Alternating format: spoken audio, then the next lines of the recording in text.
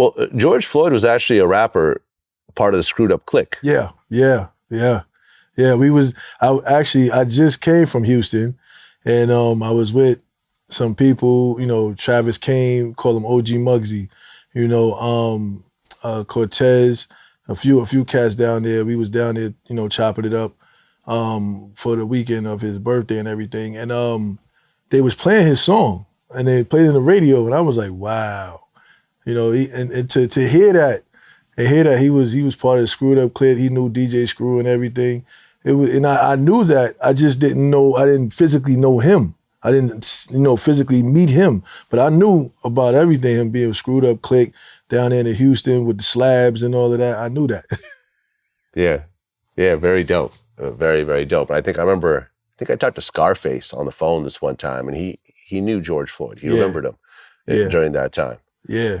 They weren't close, but he definitely, right. had run across him a few times. Yeah, because I know my brother did a lot of security for people too, so definitely Bun B, down there, Pimp C, all of that, Trae the Truth, I actually, Trae the Truth he's a cool guy. He's a cool guy, man, for real.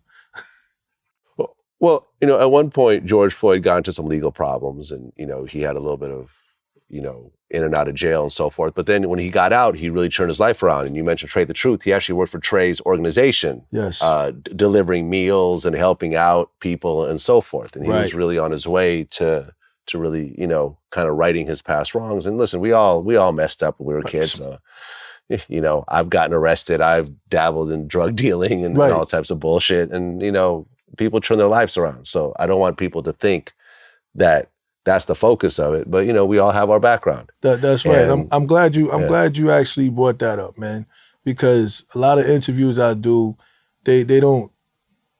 We talk about it, but they don't elaborate on it like you did, and that's the message I'm trying to get out there, man. I mean, everybody got a past, man. You know what I'm saying? It's not about the past. It's about what's going on now. What is that person doing now? And what he was doing was helping the community, doing what he had to do. Yeah. No, absolutely. So then in 2016, the two of you started to get to know each other and you started a bond after that. Sir. Okay. And George had 5 children? Yes. Okay. Yeah. He was daddy's son. You know what I mean? Oh, your dad had a lot of kids as well? Yeah, it's me. Let's go in order. It's my sister, my older sister, Jaja, then LaTanya Floyd, then it's me, then it's, I'm sorry. Jaja, LaTanya, it was George, and we call him Perry. You know what I'm saying? It was Perry, then it was me, and then it was Bridget Floyd, which is in North Carolina. Yeah. Okay, so you two are starting to bond and you guys are, getting closer and so forth. Right around 2019, George worked security at the El Nuevo Rodeo Club. Yes. And I guess Derek Chauvin actually worked as security in that same club. Yeah. I got some people that told me, they worked in the same club, yeah. Okay. Do you know if the two of them interacted or there's any hostility between them at that point?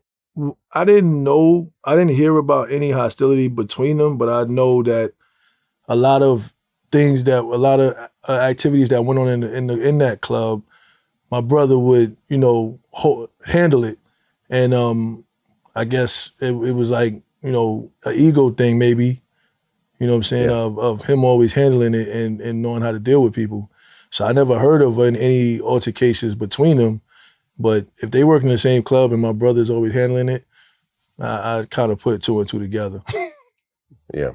And your brother was big, 6'6", 250 pounds, yes, sir. Used to play football. He was actually the first sibling that actually went to college. Yes.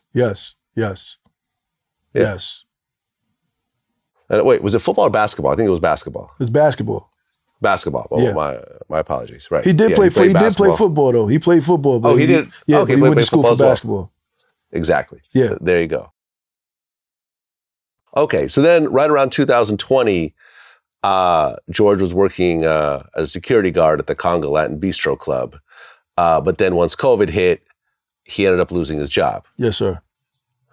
So then he went over to Minnesota to essentially start a new life, make some more money, and so forth.